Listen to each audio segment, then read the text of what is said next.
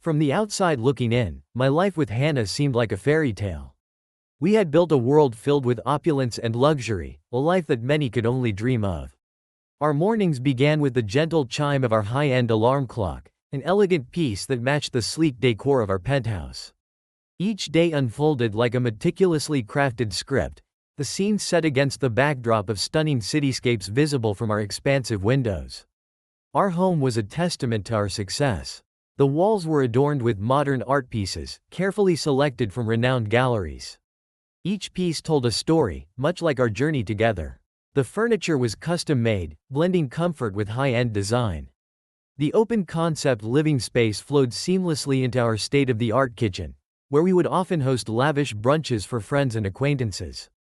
As I brewed our morning coffee in a top-of-the-line espresso machine, I could hear Hannah chatting animatedly with our housekeeper about the upcoming charity gala. Her excitement palpable. We drove the latest luxury cars, their engines purring like contented beasts as we sped through the city. Hannah favored the sleek lines of her cherry red sports car, a gift from me on her last birthday. It was a symbol of our life together, glamorous, fast-paced, and intoxicating. On weekends, we would take long drives along the coast, the sun shining brightly, the wind in our hair, and laughter echoing through the air. Those moments felt electric, filled with promise and possibility. Our social calendar was packed with events, each one more extravagant than the last. Dinners at Michelin-starred restaurants, rooftop parties overlooking the skyline, and exclusive charity balls where the elite gathered. Hannah was the epitome of grace at these events, her beauty turning heads as we mingled with artists, business magnates, and celebrities. I was proud to be at her side, my arm draped around her waist as we shared knowing glances across the crowded rooms. Travel was another highlight of our luxurious lifestyle. We jetted off to exotic locations, Paris for Fashion Week, the Maldives for a secluded escape, and New York City for the latest art exhibitions. Each trip was meticulously planned, with private jets whisking us away to destinations where we indulged in the finest accommodations and experiences. I still remember our last trip to Bali, where we spent our days lounging on pristine beaches, sipping cocktails made from fresh fruits, and our nights attending vibrant beach parties under a blanket of stars. But as I gazed at Hannah, laughing and glowing in the spotlight, I couldn't shake a growing unease in the pit of my stomach. Despite the glamorous facade, I felt a nagging sense that something was amiss. Perhaps it was the fleeting moments when her laughter seemed forced or the times when her gaze wandered off to some invisible point in the distance, leaving me to wonder what thoughts clouded her mind. I tried to brush it off, convincing myself that it was merely paranoia, a byproduct of our relentless pursuit of perfection. But deep down, a voice whispered that beneath the surface of our seemingly perfect life, shadows were beginning to creep in. Little did I know, those shadows were about to cast a long and dark pall over everything we had built together. As the weeks passed, the vibrant rhythms of our lavish life began to shift ever so slightly. It started with the yoga classes, a new passion that Hannah had discovered. At first, I was thrilled. I had always admired her commitment to health and wellness. I could still picture her glowing face after a session, her energy palpable as she recounted the benefits of yoga and meditation. It seemed like a wonderful escape from the chaos of our social obligations, a way for her to find balance amid our fast-paced lifestyle. But soon, I noticed something unusual. Hannah began to spend more and more time at the yoga studio. What had initially been a twice-a-week commitment turned into almost daily sessions. I remember the first time she mentioned it to me. "Dylan, I'm getting into this. It's transformative," she had said, her eyes sparkling with enthusiasm. I nodded, supportive as ever, but deep down, a tiny seed of doubt was starting to germinate. I started to notice the small changes in her routine. She would leave for class earlier and return home later, often claiming she had stayed behind for extra stretching or to meditate. I would sit in our beautifully decorated living room, surrounded by remnants of our shared life, pictures of us on our travels, trophies from charity events, and the luxurious furnishings that marked our success, feeling a sense of unease creeping in. Each time she walked through the door, her cheeks flushed and her hair slightly disheveled, I would ask her about her day, only to be met with vague responses. "It was good. Just another great session," she would say, brushing off my questions with a smile that didn't quite reach her eyes. At first, I attributed my feelings of doubt to the pressures of our lifestyle. I understood how easy it was to lose oneself in pursuits that seemed so enriching. I tried to convince myself that I was being paranoid, that I was overthinking things as I often did. Yet, the frequency of her absences began to gnaw at me. What bothered me even more was the way she began to change. Hannah had always been the epitome of style and sophistication, her wardrobe filled with designer pieces that accentuated her beauty. But lately, I noticed her outfits shifting towards more casual, relaxed attire, predominantly yoga wear. While I appreciated her comfort, it felt like a departure from the polished woman I had married. The elegance was being replaced with a more laid-back vibe, and I couldn't help but wonder if it reflected a deeper change in her. Then came the excuses, an avalanche of them. If we had plans for dinner with friends, she would often suggest rescheduling, claiming that she felt the need to attend an impromptu yoga workshop or to practice for an upcoming retreat. "It's just this one time, I promise," she would say, her voice laced with enthusiasm that felt too rehearsed. I found myself nodding, but beneath my calm exterior, my heart raced with confusion and suspicion. The more I observed, the more I started to dissect her words, searching for signs of deception. Was she truly devoted to her practice, or was there something else fueling her passion?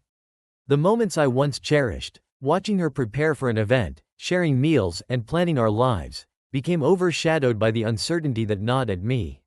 One evening, as I sat alone at the dining table, the soft glow of candlelight casting dancing shadows on the walls, I couldn't shake the feeling that I was losing her. The silence echoed in the space, punctuated only by the ticking of the clock, a relentless reminder of time passing. I picked up my phone and scrolled through the pictures from our last vacation, desperately trying to cling to the memories of us. But as I looked at Hannah's smiling face, the laughter frozen in time, I felt an overwhelming sense of dread. Was I losing her to this newfound obsession? Or was there something more sinister lurking behind her smiles and excuses? With every passing day, the nagging voice in my head grew louder, and the fear of what might be hidden beneath the surface became increasingly palpable.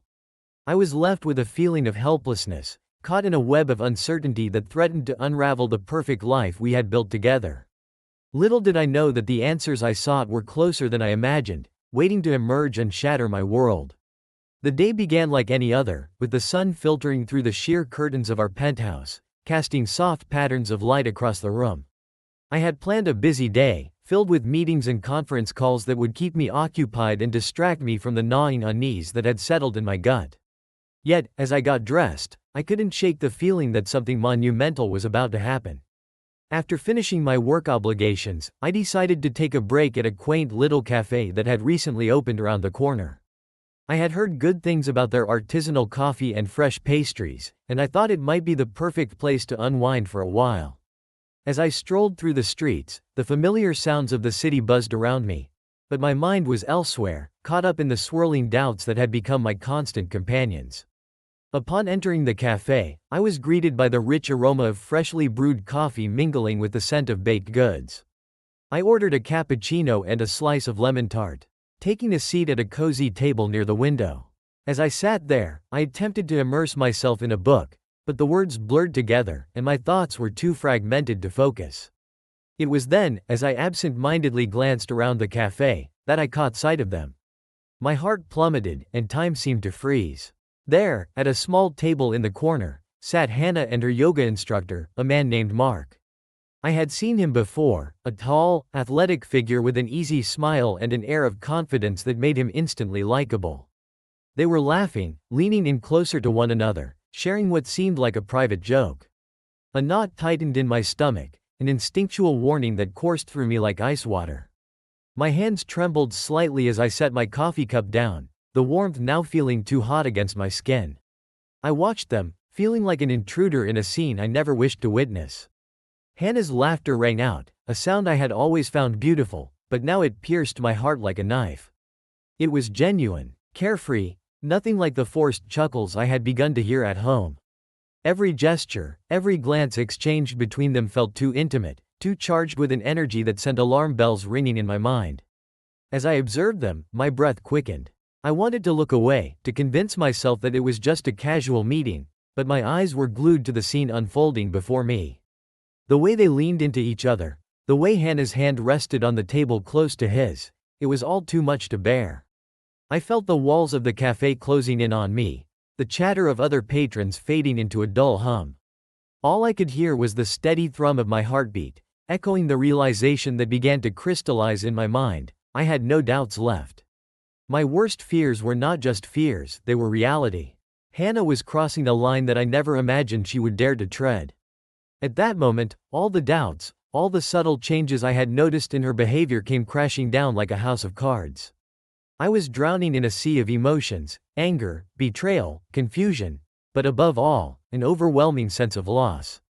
The life we had built together, the dreams we had shared, suddenly felt like illusions, fragile and easily shattered.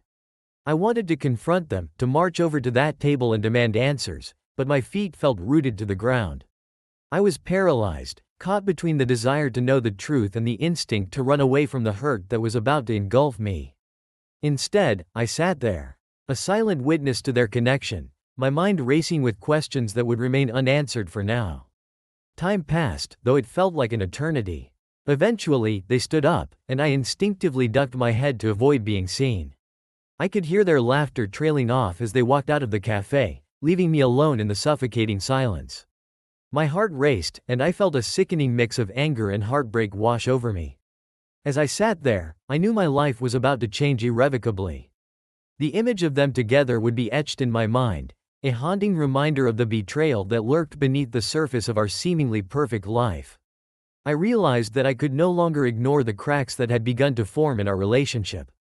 I had to confront this head-on, and I knew that there would be no turning back. The moment I had dreaded for so long had finally arrived, and the path ahead would be paved with both pain and resolution. The revelation of Hannah's betrayal lingered in my mind like a dark cloud.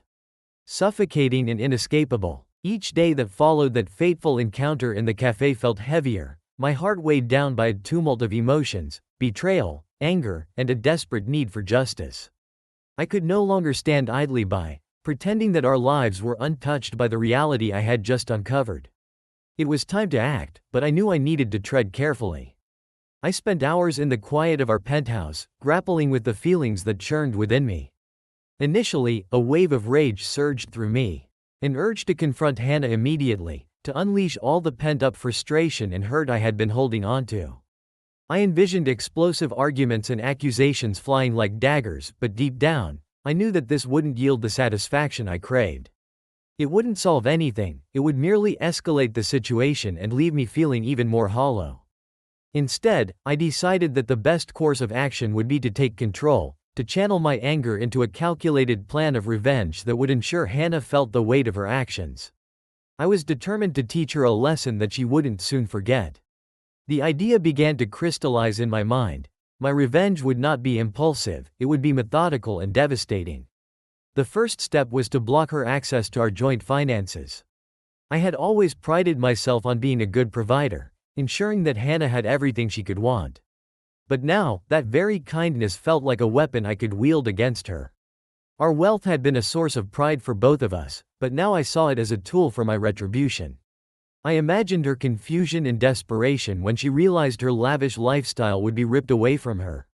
I contacted our financial advisor the next day, feigning a routine inquiry.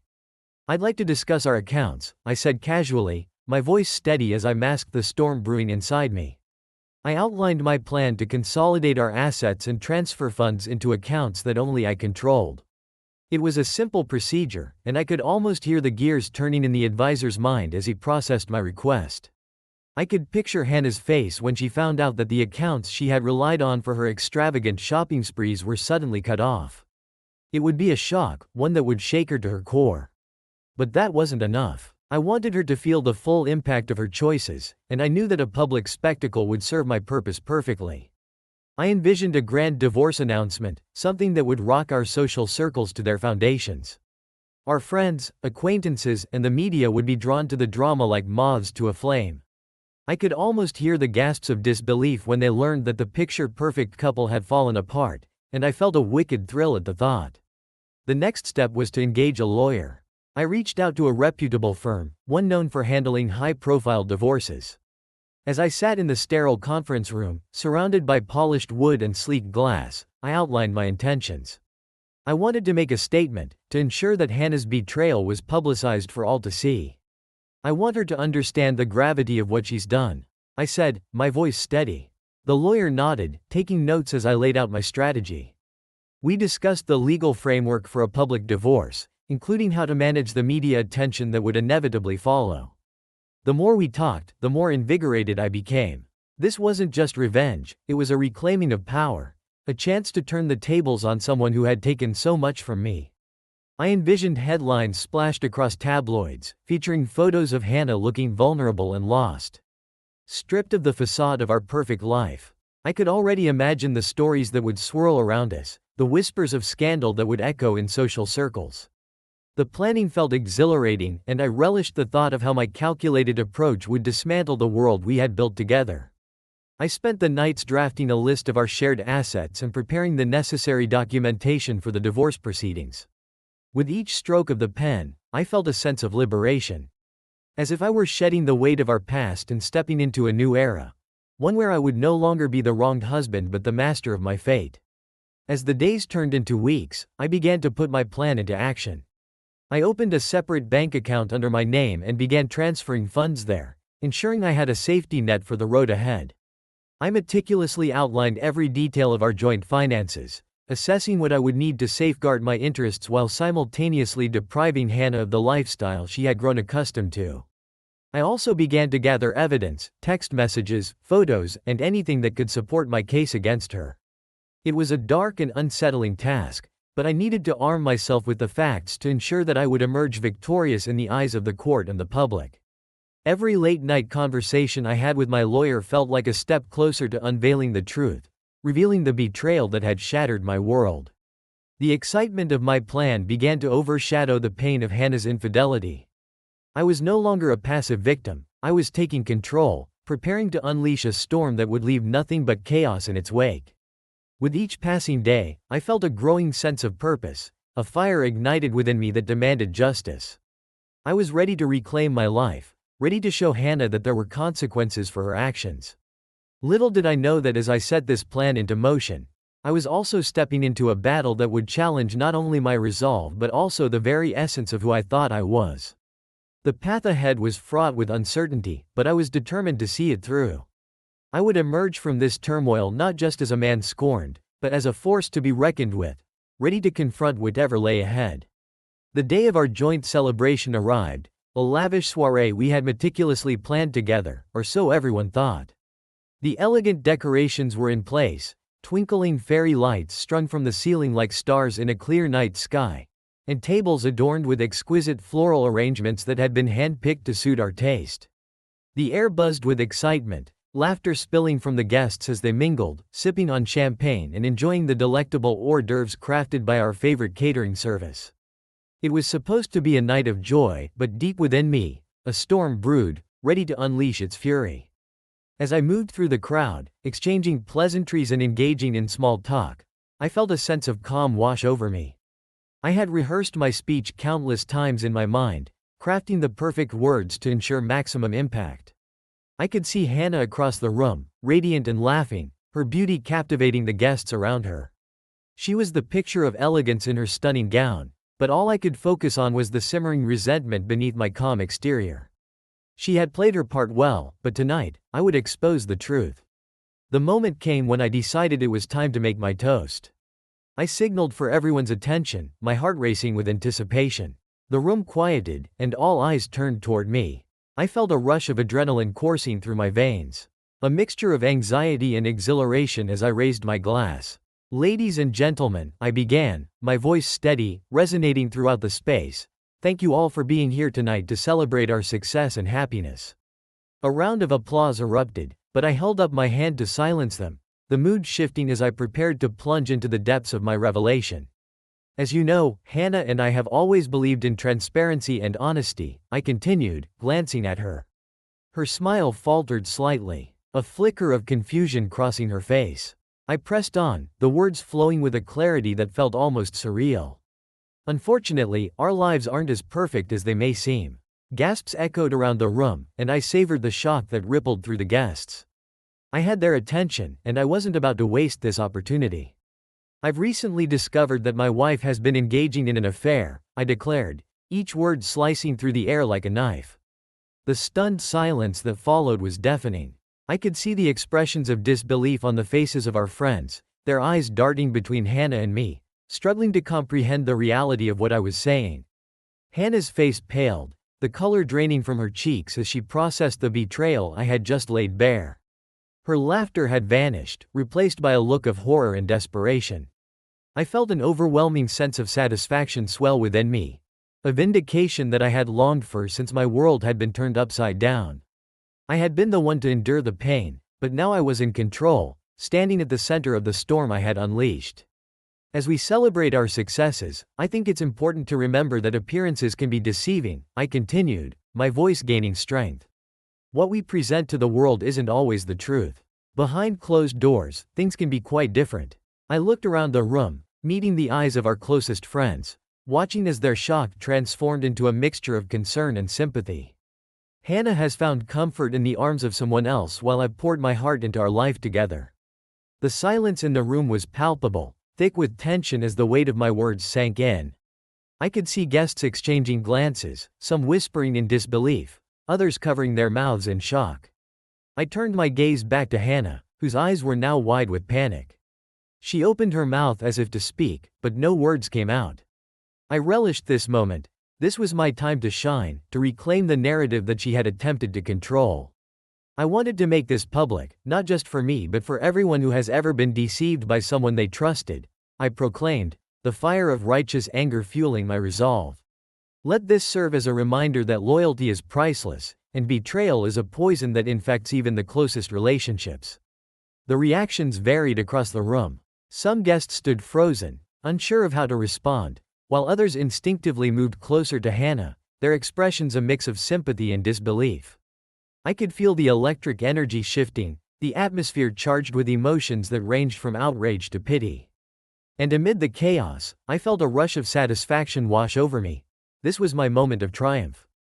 As I lowered my glass, I could hear whispers begin to circulate.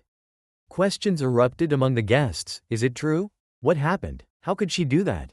The air buzzed with shock, and I knew that my revelation would be the talk of the town for weeks to come. I had successfully turned Hannah's world upside down, exposing her betrayal for all to see. At that moment, I felt invincible. The anger that had fueled my plan transformed into a sense of liberation, a catharsis that washed over me like a cleansing wave. I was no longer a victim, I was the one in control, and the satisfaction I derived from that realization was intoxicating. The mask she had worn for so long was shattered, and I reveled in the truth of the chaos I had unleashed. As the night progressed, I could see Hannah struggling to regain her composure. She moved through the crowd like a ghost, her once confident demeanor crumbling under the weight of my revelation. The laughter that had filled the room was now replaced with hushed conversations and concerned murmurs. I had taken everything she had built, the image of the perfect wife and partner, and dismantled it in a matter of moments. And while the shock began to fade, a new wave of realization washed over me. This was just the beginning. I had taken my first step toward reclaiming my life. But the road ahead would be fraught with challenges. I could feel the eyes of our friends on me, some filled with pity and others with admiration for my boldness. I knew that my actions would have consequences, but in that moment, all I cared about was the satisfaction of having exposed the truth. As I watched Hannah move through the crowd, her expression a mix of disbelief and desperation, I felt a sense of power surge through me. I had taken back my narrative, and I was ready to face whatever came next. The night might have started with a celebration, but it had ended with a revelation that would forever change the course of our lives. I had made my mark, and there was no turning back now. The aftermath of my public revelation began to settle in like a thick fog, and the adrenaline that had fueled my bold actions started to dissipate, leaving behind a cold reality I had to confront. With the initial shock of the party behind me, it was time to put the next phase of my plan into action, one that would cement my control and send Hannah into a spiral of panic. I needed to ensure that she felt the repercussions of her betrayal, and there was no better way to do that than by cutting off her access to our finances. I contacted my lawyer the following day, my voice steady as I explained my intentions. "I want to block Hannah from our joint accounts," I said, the words rolling off my tongue with a mix of satisfaction and determination. She doesn't deserve to have access to what we've built together, not after what she's done. My lawyer listened attentively, taking notes as we discussed the legal steps necessary to enact my plan. I could almost hear the gears turning in his mind as he strategized the best approach. Within days, the wheels were set in motion. The bank accounts that had once represented our shared wealth and mutual trust were about to become the instruments of my revenge. I envisioned Hannah's reaction when she discovered she could no longer access the funds she had treated as her own, the funds that had afforded her a life of luxury and extravagance. I had to admit, the thought filled me with a grim satisfaction. When the day finally arrived, I was ready. I had instructed the bank to freeze all joint accounts and transfer the majority of the funds into an account solely in my name. It felt surreal to take such decisive action, but I knew it was necessary. I could already picture the chaos that would ensue as Hannah scrambled to understand what had happened, her confidence shattered. That evening, as I settled into the quiet of our home, I received a call from Hannah. Her voice was strained, laced with a hint of panic. "What do you mean I can't access the accounts? This is ridiculous," she exclaimed, the words spilling out in a rush. I could hear the underlying tremor in her voice, the realization hitting her like a freight train. "I need money for the bills, for my spending. This isn't fair." I leaned back in my chair, a smirk creeping across my face. "Fairness isn't really on the agenda anymore, Hannah. You've made your choices. And now it's time for you to face the consequences," I replied, my tone calm and collected. "You can no longer access the funds. I've taken control of our finances, and it's not something you can just ignore." There was a brief pause on the line, and I imagined her eyes widening in disbelief. "You can't just do this. We're married. You're being unreasonable," she protested, her voice rising in pitch. But I was unwavering. The satisfaction coursing through me at her desperation was palpable. I had turned the tables, and I relished the shift in power dynamics. "You should have thought about that before you decided to betray me," I replied coolly, every word designed to cut. "You're going to have to figure things out on your own for a while. Welcome to your new reality, Hannah." I hung up the phone, and for a moment, the weight of my decision settled heavily on my shoulders. But that weight was quickly replaced by a surge of exhilaration. I felt a sense of liberation and strength I hadn't known in months. Hannah had always been the one to wield influence over our relationship, but now it was my turn. I was reclaiming my life, one calculated move at a time. In the days that followed, the ripple effects of my decision became increasingly evident. Hannah was thrust into a panic she had never anticipated. I watched as her carefully constructed world began to crumble, the luxurious lifestyle she had enjoyed suddenly slipping from her grasp. No more spontaneous shopping sprees, no more extravagant dinners with friends. She was forced to face the stark reality of her choices. The morning after our conversation, I received a text from her. "I need to talk. This isn't how things should be," it read, and I could almost hear the desperation in her words. But I had no interest in negotiations, my resolve was firm. I simply replied, "We'll talk when I'm ready. For now, focus on how to adjust to your new life." As I anticipated her every reaction, I felt a thrill of satisfaction in the knowledge that she was losing control, her power diminishing with each passing day. The once confident woman who had reveled in her indulgences was now forced to reconsider her every move. I watched as she struggled to manage her expenses, the fear creeping into her voice whenever we spoke. It became almost a game, watching her flounder in this new reality, and I was enjoying every moment of it. I envisioned her calling her friends, and seeking financial help, and I couldn't help but imagine the conversations that ensued. "What do you mean he cut you off?" I could hear them asking, their disbelief echoing my satisfaction. I wanted her to feel the isolation that often accompanies betrayal, and to understand the gravity of her choices in a way that left her vulnerable and exposed. As the days turned into weeks, I knew that I had to prepare for the next step in my plan, our impending divorce. I felt a mixture of exhilaration and anticipation as I turned my focus to the upcoming court proceedings. With Hannah's access to our joint finances blocked, I was in a position of power. And I was determined to maintain that advantage. The day of our divorce hearing arrived, and I stood outside the courthouse, taking a deep breath to steady my nerves. This was it, the culmination of my plan. As I walked through the imposing double doors, a sense of empowerment surged within me. I had prepared meticulously for this moment, and I was ready to present my case to the world. Inside, the courtroom buzzed with the low murmur of attorneys and families awaiting their turn. I could see Hannah across the room, her usual air of confidence replaced by a look of anxiety. She wore a tailored suit, an attempt to project strength, but I could see through it. The weight of her actions bore down on her, and I felt a surge of satisfaction at the sight. As we were called into the courtroom, my heart raced with anticipation. I took my seat at the plaintiff's table, glancing at my lawyer, who offered a reassuring nod. The judge entered, and the atmosphere shifted. A hush fell over the room as we prepared to confront the reality of our fractured marriage.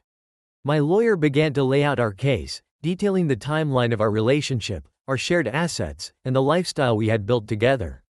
But the moment I had been waiting for came when he turned his focus to Hannah's infidelity. "Your Honor," he said, his voice steady, "the evidence will show that the defendant engaged in an extramarital affair, a betrayal that has not only impacted the plaintiff's emotional well-being but also the foundation of their marriage." I watched as Hannah shifted uncomfortably in her seat, her composure beginning to crack. My lawyer presented text messages and photos that illustrated her betrayal, the evidence unmistakable. I could feel the tension in the room as the judge listened intently, the weight of the situation sinking in for everyone present. As Hannah's attorney attempted to mount a defense, I felt a surge of confidence. My client was blindsided, he argued, attempting to downplay her actions.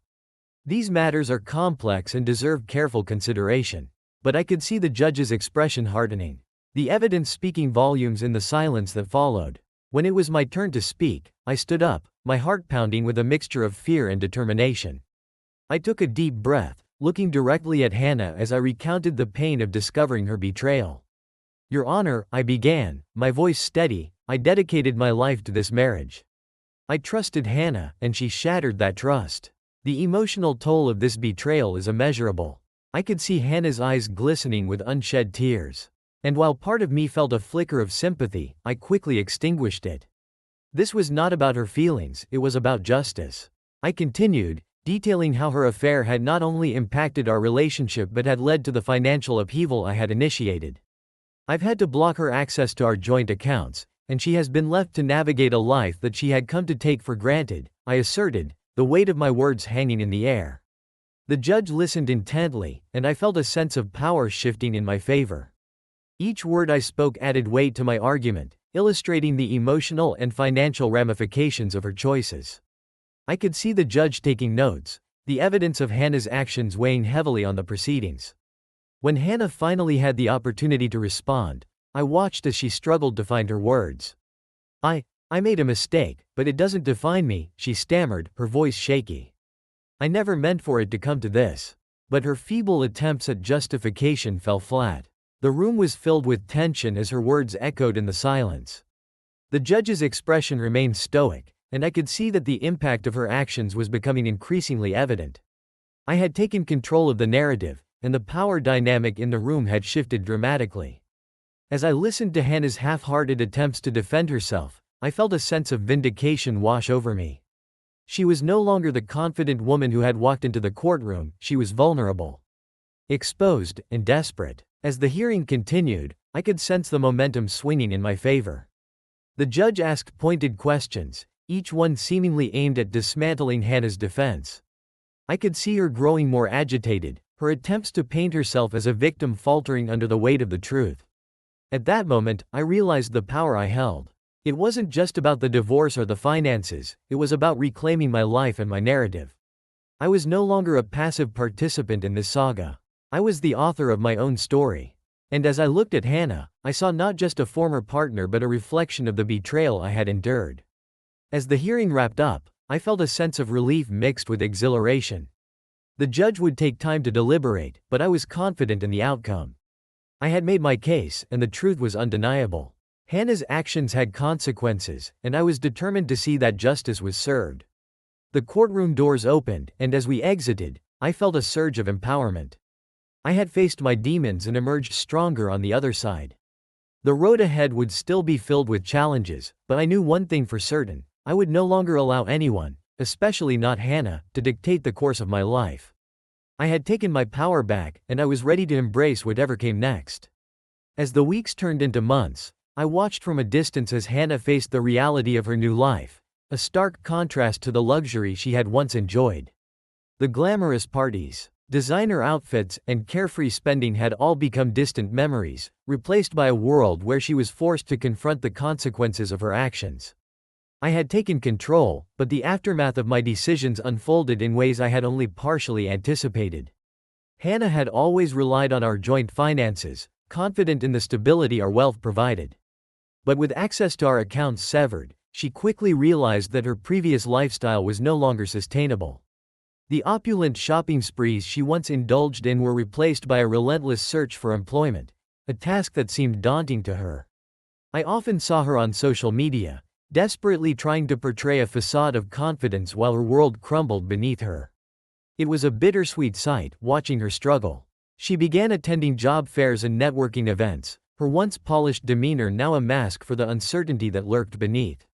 I could see the desperation in her eyes as she tried to connect with former friends and acquaintances, hoping to secure a position in the high-stakes world we had once navigated together.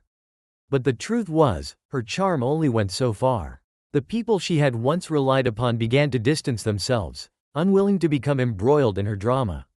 I often found myself oscillating between feelings of satisfaction and an unexpected pang of regret. While I relished her discomfort and the way my actions had dismantled her carefully curated life, there was also a part of me that recognized the humanity in her struggle. I had loved her once, and it was difficult to witness someone I had shared so much with suffer. The feelings I had towards her were complicated, a mix of anger, hurt, and the remnants of love that were hard to extinguish. Her social media posts became more sporadic, and the photos that once showcased her lavish lifestyle morphed into images of solitude. Her at coffee shops alone, working tirelessly on her laptop, or candid shots with friends who seemed increasingly reluctant to support her. The comments that accompanied these photos reflected sympathy from a few but mostly raised eyebrows and whispers from those who had once admired her. I found myself tracking her progress, not out of spite, but more from a sense of curiosity. I had been part of her life for so long that it felt strange to let go completely. I would occasionally hear whispers among mutual friends, snippets of conversations that detailed her struggles. It was evident that she was facing an uphill battle, and as the weeks passed, I could see the toll it was taking on her. She began taking on freelance gigs, far removed from the luxurious lifestyle she had grown accustomed to. It pained me to see her struggle to make ends meet, but at the same time, I felt a sense of closure, knowing that she was now learning to navigate life without the safety net I had once provided. She was starting to understand the gravity of her choices, facing the realities of adulthood in a way that had been previously obscured by our shared wealth.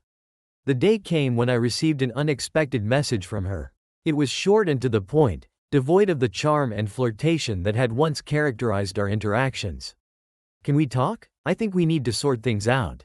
My first instinct was to ignore her message, but a part of me was intrigued. I was curious to hear what she had to say after all this time.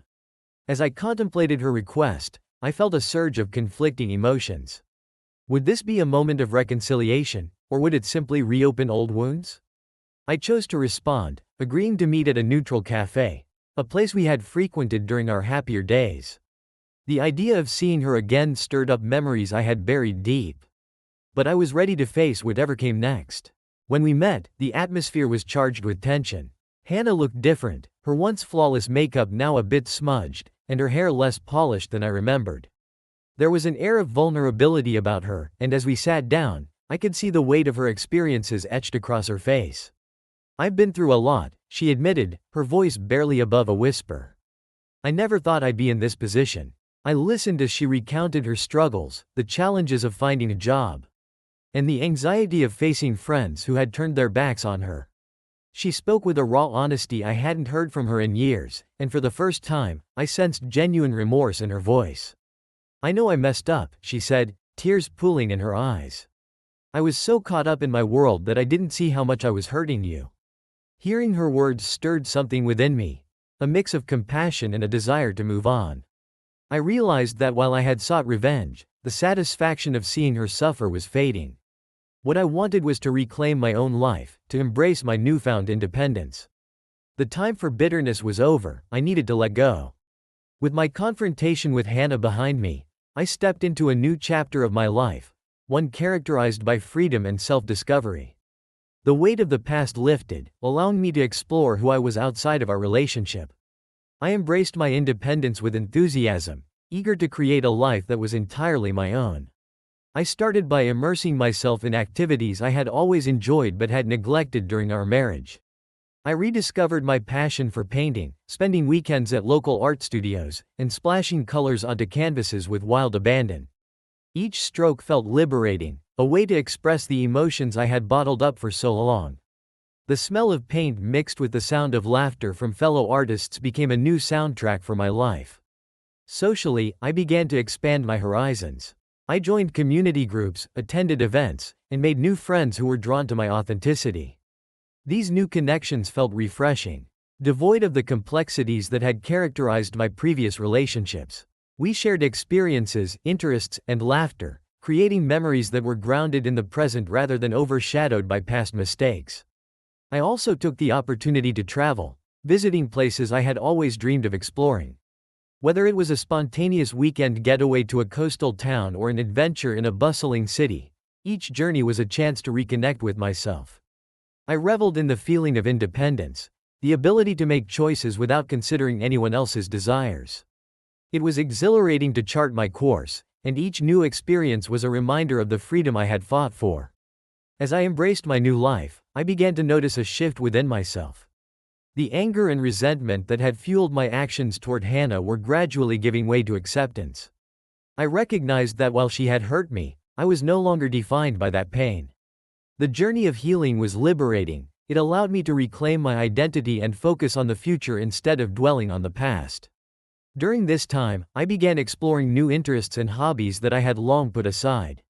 I signed up for cooking classes where I discovered the joy of experimenting with flavors and techniques. The kitchen became my playground, and I delighted in the challenge of creating new dishes. I shared my culinary creations with friends, relishing their reactions as they savored the meals I prepared. Additionally, I started attending yoga classes, a newfound interest that provided both physical and mental relief. The practice taught me the importance of mindfulness and self-care, allowing me to cultivate a deeper connection with myself. I found solace in the peaceful environment, where I could quiet my mind and focus on the present moment. Amidst this journey of self-discovery, I found myself open to the idea of new relationships. I began dating casually, meeting people who shared similar interests and values. These encounters were lighthearted and enjoyable, devoid of the heavy expectations that had characterized my previous relationship with Hannah. I learned to appreciate the beauty of genuine connections, focusing on honesty and trust rather than the shadows of betrayal that had haunted me.